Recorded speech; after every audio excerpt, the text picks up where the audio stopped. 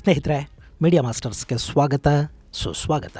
ಗೆಳೆಯರೆ, ಉಲ್ಟಾ ಚೋರ್ ಕೋತ್ವಾಲ್ ಕೋ ಡಾಂಟಾ ಅನ್ನೋದು ಹಿಂದಿಲಿರೋ ಒಂದು ಗಾದೆ. ಈಗ ಪಾಕಿಸ್ತಾನ ಹಾಗೂ ಆಫ್ಘನಿಸ್ತಾನದ ವಿಷಯದಲ್ಲಿ ಅದೇ ಆಗ್ತಾ ಇದೆ. ಆಫ್ಘನಿಸ್ತಾನ ಹಾಗೂ ಪಾಕಿಸ್ತಾನದ ನಡುವೆ ಕಷ್ಟಪಟ್ಟು ಕತಾರ್ ಹಾಗೂ ಟರ್ಕಿಗಳು ಮಾಡ್ತಾ ಇದ್ದ ಶಾಂತಿ ಮಾತುಕತೆಗಳು ವಿಫಲ ಆಗಿವೆ. ಆಫ್ಘನಿಸ್ತಾನಕ್ಕೆ ಶಾಂತಿಯ ವಿಷಯದಲ್ಲಿ ಸೀರಿಯಸ್ನೆಸ್ ಇಲ್ಲ ಅಂತ ಪಾಕಿಸ್ತಾನ ಚೋರ್ ಥರ ಕೋತ್ವಾಲ್ ನನ್ನ ಬೈತಾ ಇದೆ. ನೀವು ಬಾಲ ಬಿಚ್ಚಿದ್ರೆ ಅನುಮಾನನೇ ಇಲ್ಲದೆ ಅದನ್ನು ಕತ್ತರಿಸಿ ಕೈ ಕೊಡ್ತೀವಿ ಅಂತ ಆಫ್ಘನಿಸ್ತಾನ ಬರಿಸ್ತಾ ಇದೆ. ಹಾಗಾದ್ರೆ ಈ ಶಾಂತಿ ಮಾತುಕತೆಗಳು ಯಾಕೆ ವಿಫಲ ಆದವು? ಈಗ ಪಾಕಿಸ್ತಾನ ಮತ್ತು ಆಫ್ಘನಿಸ್ತಾನದ ನಡುವೆ ಏನಾಗುತ್ತೆ? ಅಲ್ಲಿ ಯುದ್ಧವನ್ನು ಬಯಸ್ತಾ ಇರೋದಾದ್ರೂ ಯಾರು ಮತ್ತು ಯಾಕೆ? ಬನ್ನಿ ನೋಡೋಣ.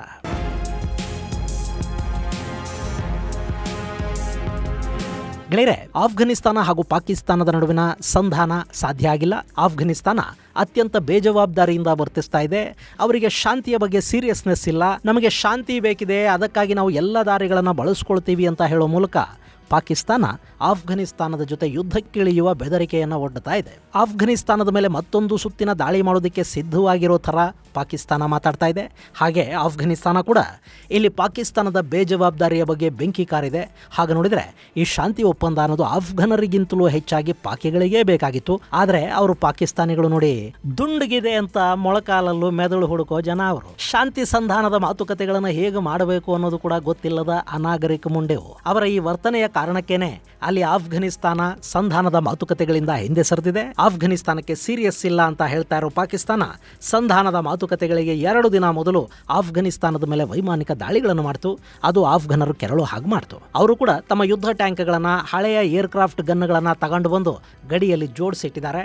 ಹಾಗೆ ಪಾಕಿಸ್ತಾನದ ಗಡಿಯ ಉದ್ದಕ್ಕೂ ತಾಲಿಬಾನಿ ಪಡೆಗಳು ಫೈರಿಂಗ್ ಮಾಡಿವೆ. ಪಾಕಿಗಳ ಸೇನಾ ಪೋಸ್ಟ್ಗಳನ್ನು ಕೂಡ ಟಿಟಿಪಿ ಉಡಾಯಿಸಿ ತನ್ನ ಕಂಟ್ರೋಲ್ಗೆ ತಗೊಂಡಿದೆ. ಇಷ್ಟಾದ ನಂತರ ಪಾಕಿಸ್ತಾನದ ಪ್ರತಿನಿಧಿಗಳು ಮಾತುಕತೆಗೆ ಟರ್ಕಿಗೆ ಹೋಗಿ ಕೂತಿದ್ದಾರೆ. ಒಂದು ಕಡೆ ಶಾಂತಿ ಮಾತುಕತೆ ನಿಗದಿಯಾಗಿದ್ದ ಸಂದರ್ಭದಲ್ಲಿ ಕದನ ವಿರಾಮ ಉಲ್ಲಂಘನೆ ಮಾಡೋರಿಗೆ ಶಾಂತಿಯ ಬಗ್ಗೆ ಸೀರಿಯಸ್ನೆಸ್ ಇರುತ್ತಾ? ಇದು ಬೇಜವಾಬ್ದಾರಿಯ ವರ್ತನೆ ಅಂತ ಆಫ್ಘನಿಸ್ತಾನ ಹೇಳ್ತಾ ಇದೆ. ಇಲ್ಲಿ ಮಾತುಕತೆಯ ಸಂದರ್ಭದಲ್ಲಿ ಪಾಕಿಸ್ತಾನದ ಯಾವ ಬೇಡಿಕೆಯನ್ನು ನಾವು ಒಪ್ಕೊಳ್ಳೋದಿಲ್ಲ ಅಂತ ಆಫ್ಘನರು ಹೇಳಿದ್ದಾರೆ.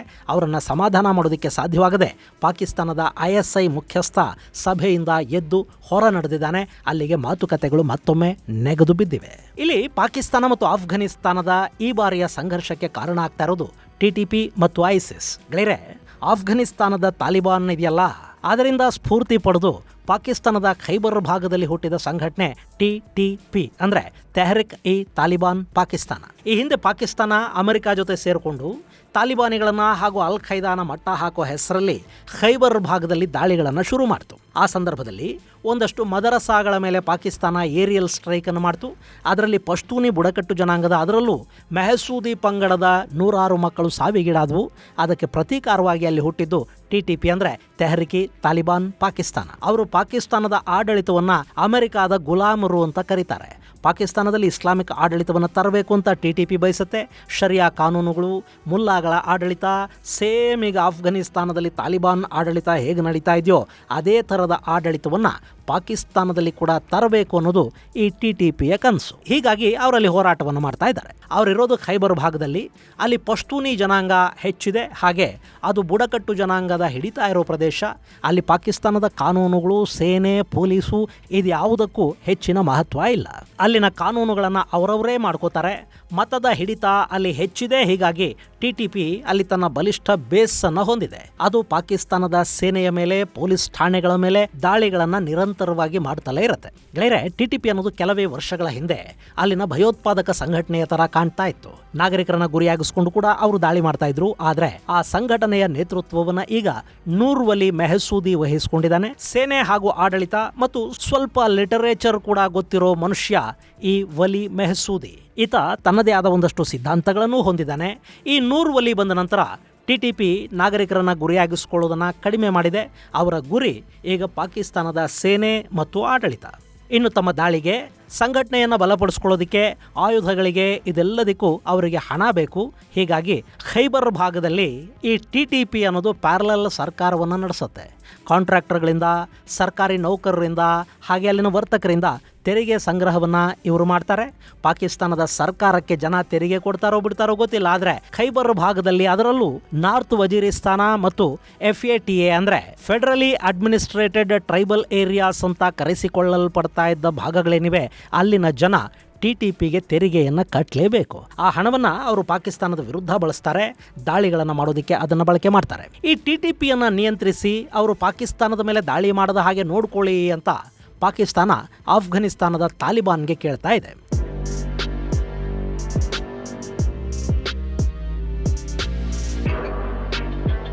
ಗೆಳೆಯರೆ, ಇಲ್ಲಿ ಆಫ್ಘನಿಸ್ತಾನ ಮತ್ತು ಪಾಕಿಸ್ತಾನದ ನಡುವೆ ಇರೋ ಡ್ಯುರಾಂಡ್ ಲೈನ್ ಇದೆಯಲ್ಲ, ಅದನ್ನು ಆಫ್ಘನ್ ಒಪ್ಪೋದಿಲ್ಲ. ಯಾಕೆಂದರೆ ಖೈಬರ್ ಭಾಗದಲ್ಲಿ ಸಾಕಷ್ಟು ಪಶ್ತೂನಿಗಳಿದ್ದಾರೆ. ಅವ್ರ ಜೊತೆ ಆಫ್ಘನಿಸ್ತಾನಕ್ಕೆ ಭಾಷೆ ಮತ್ತು ಜನಾಂಗೀಯ ಸಂಬಂಧಗಳಿವೆ. ಹೀಗಾಗಿ ಅಲ್ಲಿನ ಎರಡೂ ಕಡೆಗಳಲ್ಲಿನ ಜನರಿಗೆ ನೀವು ಪರಸ್ಪರ ಸಂಬಂಧಗಳನ್ನು ಇಟ್ಕೋಬೇಡಿ ಅಂತ ಹೇಳೋದಕ್ಕೆ, ನಿಯಂತ್ರಿಸೋದಕ್ಕೆ ಸಾಧ್ಯ ಆಗೋದಿಲ್ಲ. ಇನ್ನು TTP ಅನ್ನೋದು ಪಾಕಿಸ್ತಾನದಿಂದಲೇ ಆಪರೇಟ್ ಆಗ್ತಾ ಇದೆ. ಅದು ನಿಮ್ಮ ಪ್ರಾಬ್ಲಮ್ಮು, ನೀವು ಅದನ್ನು ಬಗೆಹರಿಸ್ಕೊಳ್ಳಿ ಅಂತ ಆಫ್ಘನಿಸ್ತಾನ ಹೇಳುತ್ತೆ. ಹಾಗೆ ಆಫ್ಘನಿಸ್ತಾನದಲ್ಲಿ ತಾಲಿಬಾನ್ ವಿರುದ್ಧ ಐಸಿಸ್ ತಲೆ ಎತ್ತಿದೆ. ಅವರು ಕೂಡ ಆಫ್ಘನಿಸ್ತಾನದ ಅಧಿಕಾರವನ್ನು ತಮ್ಮ ಕೈಗೆ ತಗೋಬೇಕು, ಅಲ್ಲಿಂದ ತಾಲಿಬಾನಿಗಳನ್ನು ಓಡಿಸಬೇಕು ಅಂತ ಪ್ರಯತ್ನ ಪಡ್ತಾ ಇದ್ದಾರೆ. ಆ ಐಸಿಸ್ಗೆ ಪಾಕಿಸ್ತಾನ ಆಶ್ರಯವನ್ನು ಕೊಡ್ತಾ ಇದೆ. ಬಹುಶಃ ಐಸಿಸ್ಗೆ ಹಣಕಾಸಿನ ಸಹಾಯವನ್ನು ಅಮೆರಿಕ ಪಾಕಿಸ್ತಾನದ ಮೂಲಕ ಮಾಡಿಸ್ತಾ ಇದೆ ಅನ್ನೋ ಅನುಮಾನಗಳೂ ಇವೆ.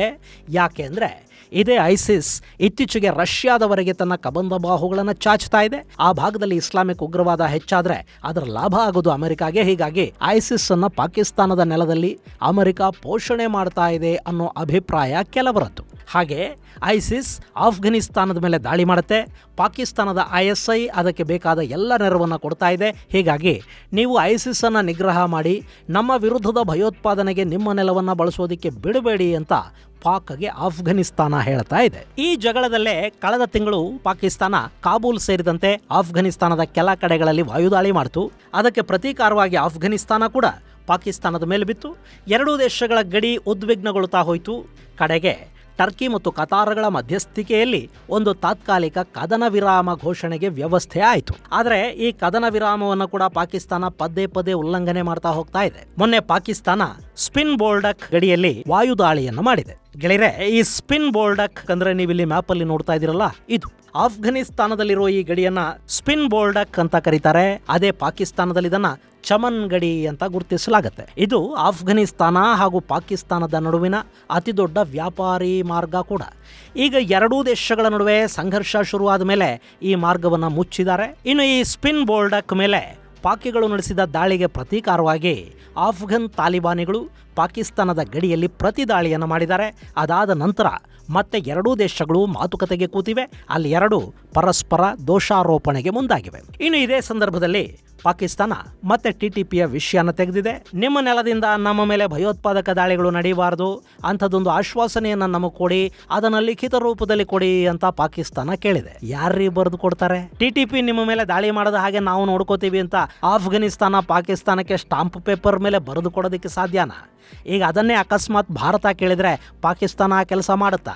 ಈ ಬೇಡಿಕೆಯನ್ನು ಆಫ್ಘನಿಸ್ತಾನ ಸರಾಸಗಟಾಗಿ ತಿರಸ್ಕರಿಸಿದೆ. ನೀವು TTPಯ ದಾಳಿಯನ್ನು ನಿಯಂತ್ರಿಸದೇ ಇದ್ರೆ, ಅವರ ನೆಲೆಗಳನ್ನು ಪಾಕಿಸ್ತಾನದಿಂದ ಶಿಫ್ಟ್ ಮಾಡಿ ನಿಮ್ಮ ಕಡೆಗೆ ತಗೊಳ್ಳದೇ ಇದ್ರೆ, ನಾವು ನಿಮ್ಮ ವಿರುದ್ಧ ಕ್ರಮಕ್ಕೆ ಬೇರೆ ದಾರಿ ಹುಡುಕಬೇಕಾಗತ್ತೆ ಅಂತ ಪಾಕಿಸ್ತಾನ ಧಮಕಿ ಕೊಟ್ಟಿದೆ. ಇದು ಆಫ್ಘನರು ಕೆರಳೋ ಹಾಗೆ ಮಾಡ್ತಾ ಇರೋದು. ಹೀಗಾಗಿ ಆಫ್ಘನಿಸ್ತಾನದ ಗಡಿ ಮತ್ತು ಬುಡಕಟ್ಟು ಜನಾಂಗಗಳ ಸಚಿವ ನೂರುಲ್ಲಾ ನೂರಿ ಪಾಕಿಸ್ತಾನಕ್ಕೆ ನೇರವಾಗಿ ಎಚ್ಚರಿಕೆಯನ್ನು ಕೊಡ್ತಾ ಇದ್ದಾರೆ. ಪಾಕಿಸ್ತಾನದ ದುರಹಂಕಾರಕ್ಕೆ ಪಾಠ ಕಲಿಸೋದು ಹೇಗೆ ಅನ್ನೋದು ನಮಗೆ ಗೊತ್ತಿದೆ ಅಂತ ನೂರಿ ಹೇಳಿದ್ದಾನೆ. ಅಷ್ಟೇ ಅಲ್ಲ, ಸೋವಿಯತ್ ರಷ್ಯಾ ಹಾಗೂ ಅಮೆರಿಕಾಗಳನ್ನು ನೋಡಿ ಪಾಕಿಸ್ತಾನ ಪಾಠ ಕಲಿಬೇಕು. ಆಫ್ಘನಿಸ್ತಾನದ ತಂಟೆಗೆ ಬಂದವರ ಗತಿ ಏನೆಲ್ಲ ಆಯಿತು ಅನ್ನೋದು ಕಣ್ಣು ಮುಂದೆ ಇದೆ. ಬಿಡಿ, ಅವರು ನಮ್ಮಿಂದ ಭೌಗೋಳಿಕವಾಗಿ ಸಾಕಷ್ಟು ದೂರದಲ್ಲಿದ್ದರು, ಆದರೆ ನೀವು ಪಾಕಿಗಳು ಹಂಗೂ ಅಲ್ಲ, ನಿಮ್ಮ ಪಂಜಾಬ್ ಹಾಗೂ ಸಿಂಧ್ವರೆಗೆ ನಮ್ಮ ಗಡಿಗಳಿವೆ ಅಂತ ಇಲ್ಲಿ ನೂರಿ ಹೇಳಿದ್ದಾನೆ. ಅರೆ, ಆಫ್ಘನಿಸ್ತಾನ ಖೈಬರ್ ಪಖ್ತೂನ್ಖ್ವಾದಲ್ಲಲ್ವಾ ಪಾಕಿಸ್ತಾನದ ಜೊತೆ ಗಡಿ ಹಂಚ್ಕೊಳ್ಳೋದು? ಇದೆಲ್ಲಿಂದ ಬಂತು ಸಿಂಧು ಮತ್ತು ಪಂಜಾಬ್ ಅಂತ ನೀವು ಅಂದ್ಕೋತಾ ಇದ್ದೀರಿ ಅಲ್ವಾ? ಇದು ಪಾಕಿಸ್ತಾನದಲ್ಲಿನ ಪಶ್ತೂನಿ ಜನಾಂಗ ಮತ್ತು ಆಫ್ಘನಿಸ್ತಾನದ ನಡುವಿನ ನಂಟನ್ನು ಕತ್ತರಿಸ್ಕೊಳ್ಳೋದಕ್ಕೆ ಪಾಕಿಸ್ತಾನ ಕೊಟ್ಟ ಸಲಹೆಗೆ ಆಫ್ಘನರು ಕೊಡ್ತಾ ಇರೋ ಪ್ರತ್ಯುತ್ತರ. ಇಲ್ಲಿ ಬಲೂಚಿಸ್ತಾನದಲ್ಲಿ ಮತ್ತು ಖೈಬರ್ ಭಾಗದಲ್ಲಿ ಎಲ್ಲೆಲ್ಲಿ ಪಶ್ತೂನಿಗಳಿದ್ದಾರೆ ಅದೆಲ್ಲ ನಮ್ಮದೇ ನೆಲ, ಅದು ನಮಗೆ ಸೇರಬೇಕಾದ ಜಾಗ. ಡ್ಯುರಾಂಡ್ ಲೈನ್ ಅನ್ನು ಬ್ರಿಟಿಷರು ಎಳೆದು ಹೋದ ಈ ಗೆರೆಯನ್ನ ನಾವು ಒಪ್ಪೋದಿಲ್ಲ. ಪಾಕಿಸ್ತಾನ ಅಂದರೆ ಏನಿದ್ರು ಪಂಜಾಬಿನ ಒಂದು ತುಂಡು ಮತ್ತು ಸಿಂಧ್ ಮಾತ್ರ, ಉಳಿದದ್ದೆಲ್ಲ ನಮ್ಮದೇ ಅನ್ನೋ ಅರ್ಥದಲ್ಲಿ ಆಫ್ಘನಿಸ್ತಾನ ಪಾಕಿಸ್ತಾನಕ್ಕೊಂದು ಎಚ್ಚರಿಕೆಯನ್ನ, ಒಂದು ಟಾಂಗ್ ಅನ್ನ ಕೊಟ್ಟಿದೆ. ಹಾಗೆ ಪಾಕಿಗಳ ಸೊಕ್ಕು ಮುರಿತೀವಿ ಅಂತ ಕೂಡ ಆಫ್ಘನರು ಅಬ್ಬರಿಸ್ತಾ ಇದ್ದಾರೆ.